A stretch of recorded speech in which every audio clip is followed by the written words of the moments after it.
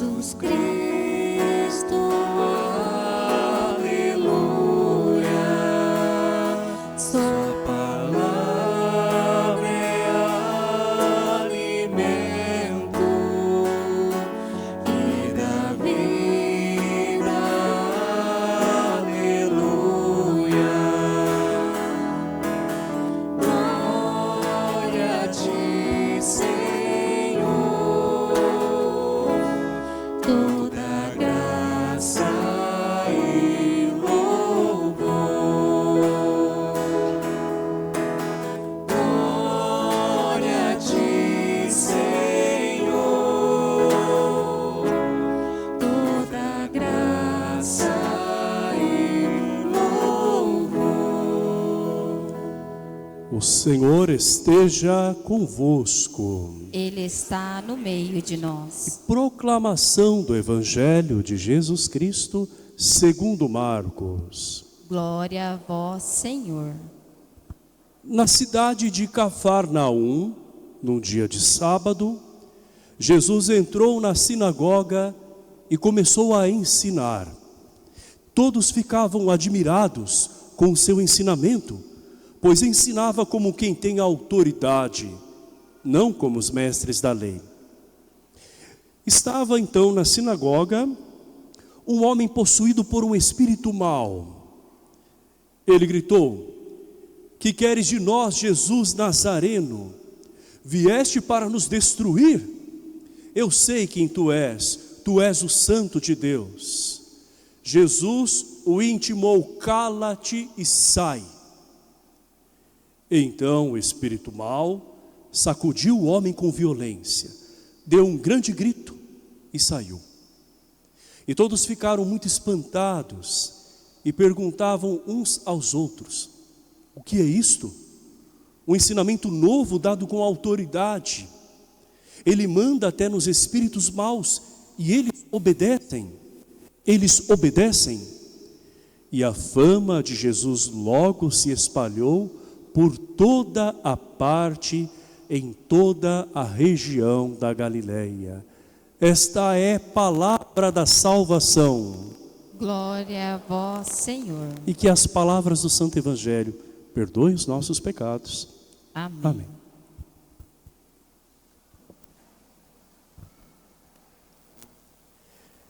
Ser a boca de Deus. Esta é a missão do profeta. O profeta empresta os seus lábios para que a mensagem de Deus chegue às pessoas. Ninguém pode se auto-intitular profeta. O profeta, ele é chamado e enviado por Deus. É alguém que recebe uma missão. E o profeta, ele não vai falar no seu próprio nome. Ele sempre vai comunicar aquilo que vem de Deus. A ideia que a gente tem de profeta é de alguém que prevê o futuro, não é? Mas o profeta, na verdade, é alguém que está tão sintonizado com Deus, que ele consegue fazer a leitura da realidade na qual ele vive e, inspirado por Deus, ele então fala ao povo, ele alerta, ele consola, ele orienta. Assim é o profeta. Existem falsos profetas. São aqueles que se usam do seu posto para se autopromover. Atribuem a Deus aquilo que na verdade é deles, aquilo que eles querem impor sobre as pessoas, não é?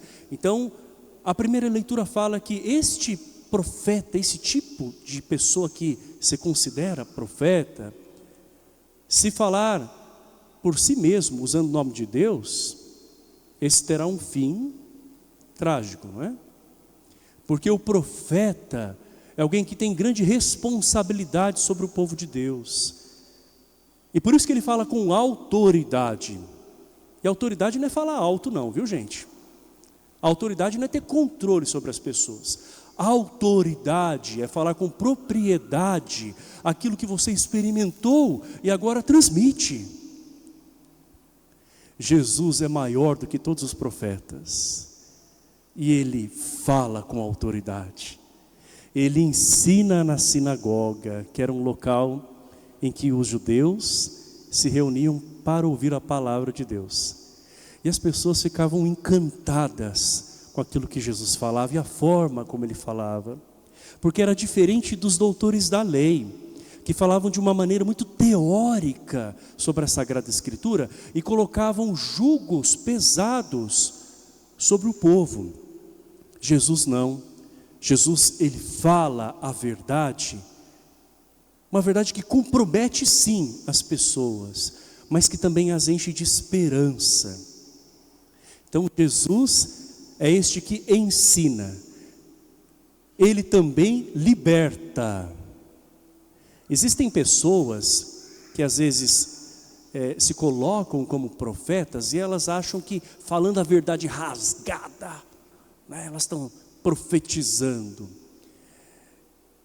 Só que elas falam de tudo aquilo que está errado. Tem gente que tem vocação para falar só do que está errado, né? É um terrorismo que se faz, né?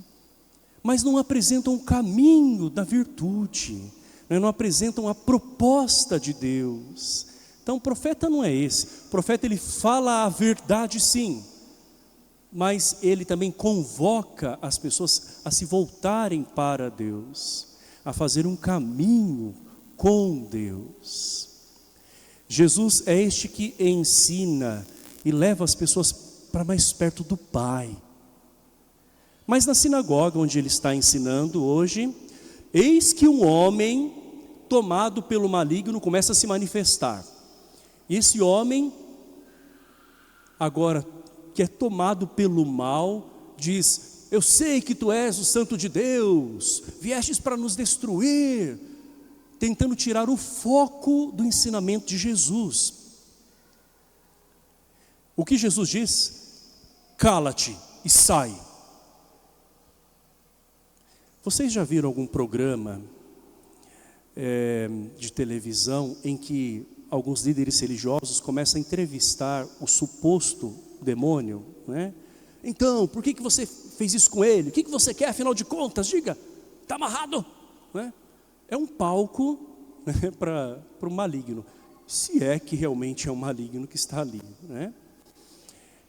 Existe sim a possessão diabólica, mas esta é rara. A gente não pode atribuir nem tudo a Deus, e também não se pode atribuir nem tudo ao demônio, né? Não é para cima, agora é para baixo, né? Para o demônio. Porque senão o ser humano também tira a sua própria responsabilidade. Jesus é aquele que não dá espaço para o mal, que quer tirar as pessoas da presença de Deus. Jesus simplesmente diz para o inimigo: cala-te, cala-te. Jesus não fica travando diálogos com o inimigo, porque não há como negociar com o inimigo de Deus. Ele é muito inteligente. É um ser que, dentro da sua inteligência, um ser espiritual, né, a gente deve combater com oração, com vida de fé. Não adianta você tentar chegar num acordo, porque a gente perde, né? Ele sabe o nosso ponto fraco. E é por isso que é preciso ouvir a Jesus. Aquele homem, repleto agora do mal, começa a falar e Jesus simplesmente diz para que o espírito se cale. Dentro de nós também existem muitas vozes, e talvez não sejam propriamente, né, uma possessão diabólica, porque tem muita gente que às vezes confunde possessão diabólica com uma pessoa no estado descompensado, uma pessoa com algum transtorno, algum distúrbio, uma pessoa que naquele momento está fragilizada e está surtando. É muito mais algo humano que está acontecendo com a pessoa do que propriamente, né, o inimigo. Mas enfim, né? Vamos agora olhar também para aquilo que às vezes é o mal que nós permitimos que povoe a nossa mente, ou até mesmo acabe sufocando o nosso coração, ou até mesmo se apossando de nós em atitudes que nós temos que a gente não para mais para refletir, a gente age automaticamente. Então, quantas vozes dentro de nós que às vezes nos tiram da presença de Deus? São aquelas vozes de um ciúmes exagerado em relação ao outro, que faz você criar coisas que nem existiram. Às vezes a pessoa vê alguma coisa, já começa a pensar o que aconteceu, aquilo se torna para ela, na cabeça dela, claro, uma realidade. Quando não, algumas pessoas até mesmo com seus pensamentos, não é, sempre muito perturbados, vão julgar os outros e lá no pensamento já dar até mesmo a sentença, sem saber de fato o que aconteceu, sem buscar compreender. Em outros casos, existem pessoas que às vezes estão deprimidas, como todo mundo se deprime, não tem ser humano que não sinta a tristeza, não é? Mas pessoas que talvez começam a ouvir tantas vozes dentro de si, que acabam desanimando, que acabam entregando os pontos, não é? Para essas vozes é preciso dizer, cala-te e sai. E depois disso dizer, Senhor, o que o Senhor quer de mim nesse momento em que eu me encontro dessa maneira? Senhor, me ajuda a ver a realidade com os teus olhos. Senhor, me ajude a entender o que o Senhor quer de mim. Existem também muitos outros sentimentos que às vezes estão aqui em nós, não é? Que a gente permite que cresçam. Todo mundo sente raiva em algum momento, quando se sente indignado, não é? Por mais que às vezes a gente queira reprimir essa raiva, a gente experimenta a raiva como ser humano. O grande problema é quando essa raiva é alimentada e se torna ódio. Daí acaba sendo descarregada em pessoas, ou até mesmo no seu próprio ser, não é? Pessoas que se deixam consumir pela raiva. Nesse momento é preciso dizer, cala-te e sai, porque com esse sentimento confuso eu não estou conseguindo enxergar a realidade. E depois disso dizer, Senhor, me guie, Senhor, me acalme, Senhor, me ajude a fazer aquilo que eu preciso fazer. Outras pessoas ainda se tornaram tão viciadas em algumas coisas que elas já caem no automático, agem mecanicamente, né? Como se o corpo já tivesse condicionado aquilo, né? Isso acontece, talvez com algumas pessoas em relação à droga, propriamente dita, né? Outros com outras drogas que são tão escravizadoras, as mais diversas que a gente pode ter por aí, coisas que causam dependência, né? Em todos os sentidos que você possa entender. Então, nesse momento em que você está percebendo que a tentação está te levando para aquele ato repetitivo, cala-te.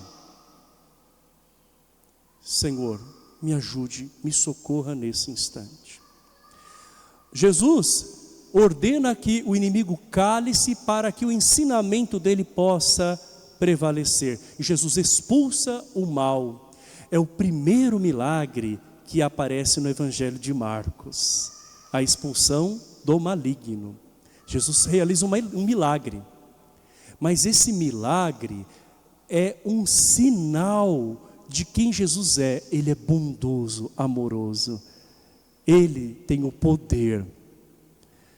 O milagre por si só não faria sentido. O milagre ele serve para mostrar quem Jesus é, a sua identidade.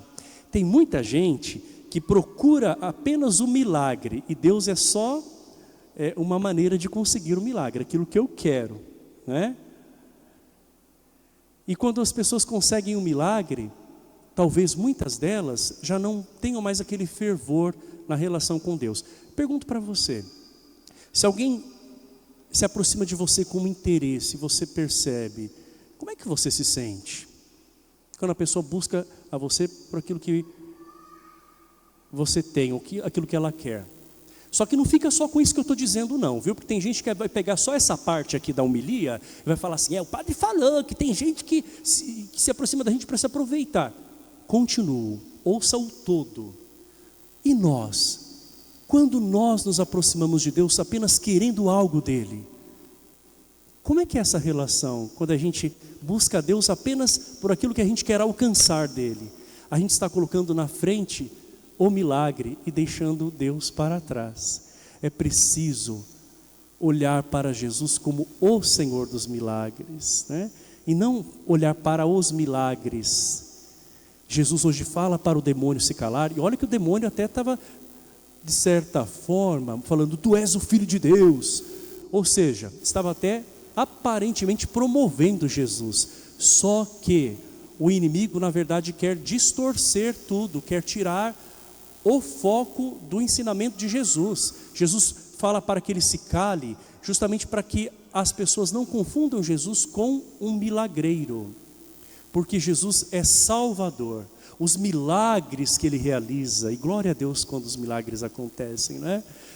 Os milagres que ele realiza é para mostrar que ele é Redentor, que ele é Salvador. Jesus ordena que o inimigo se cale, porque Jesus vai se manifestar plenamente lá no alto da cruz, lá na entrega dele completa, no amor extremo. É lá que ele vai realmente mostrar por inteiro quem ele é.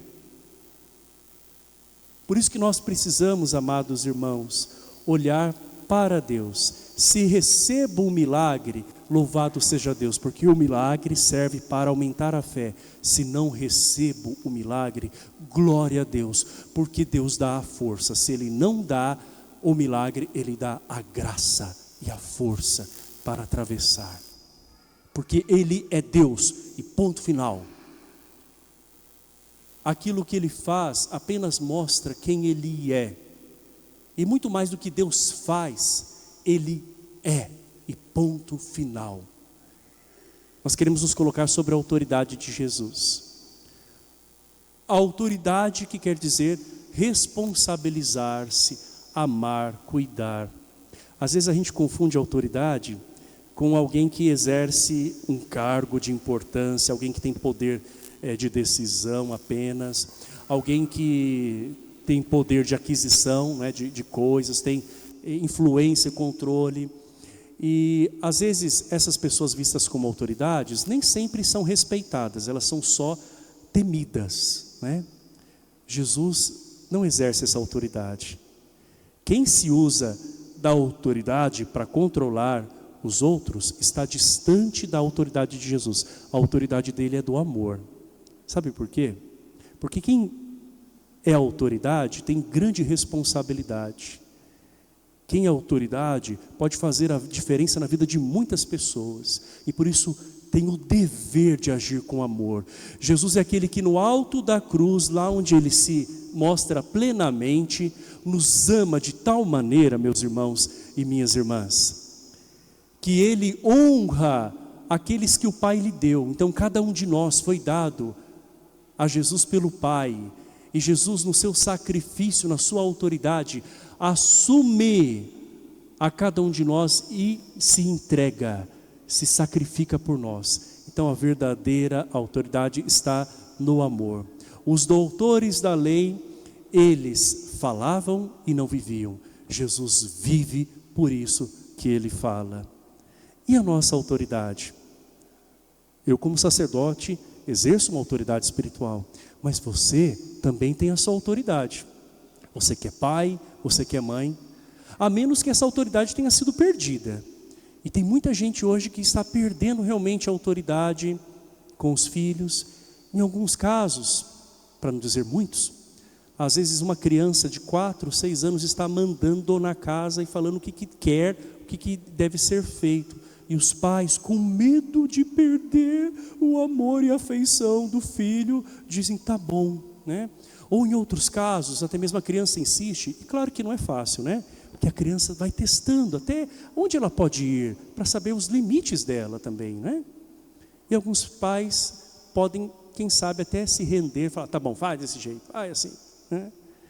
Então a autoridade se vai. Quando não, nós perdemos a autoridade quando nós falamos uma coisa, até mesmo dizemos para alguém fazer assim, e nós fazemos o contrário, né? Daí a gente perde a credibilidade. Eu termino com um fato que aconteceu com uma pessoa não cristã, embora admirasse muito a Jesus. Estou falando de Mahatma Gandhi, um líder espiritual hinduísta. Certa vez uma mãe chegou até Mahatma Gandhi e disse assim: Gandhi, por favor, me ajude. Meu filho está comendo açúcar ele não pode comer açúcar, porque dessa idade ele já está doente. Fala alguma coisa para esse menino, porque eu não consigo mais. Mahatma Gandhi disse assim: na semana que vem, a senhora volta aqui com ele. A mãe esperou ansiosamente por aquele dia, porque ela queria alguém que resolvesse o problema dela, porque já tinha perdido a autoridade, né? Então, coloca na mão de outra autoridade. E é muito fácil a gente fazer isso, né? Colocar a nossa vida na mão de alguém, porque se der errado, aí a culpa é do outro, né? E se der certo, enfim, né? E acaba endeusando. Mas Mahatma Gandhi, na semana seguinte, atendeu essa mulher, olhou para a criança e disse assim: não coma açúcar. Passado aquele momento, a criança parou de comer açúcar. Daí a mãe voltou e falou assim: Gandhi, você só disse isso para o meu filho? Mas por que o senhor não falou isso há uma semana? E ele disse: porque há uma semana eu estava comendo açúcar. A autoridade é exercida com coerência, com amor. Amor de quem cuida do outro, amor de quem fala com propriedade, porque busca experimentar primeiro aquilo que transmite. Que nós sejamos profetas do Senhor, nos coloquemos debaixo da sua autoridade e, como filhos de Deus, possamos exercer a autoridade, ou seja, a responsabilidade uns pelos outros no amor. Creio em Deus Pai Todo-Poderoso,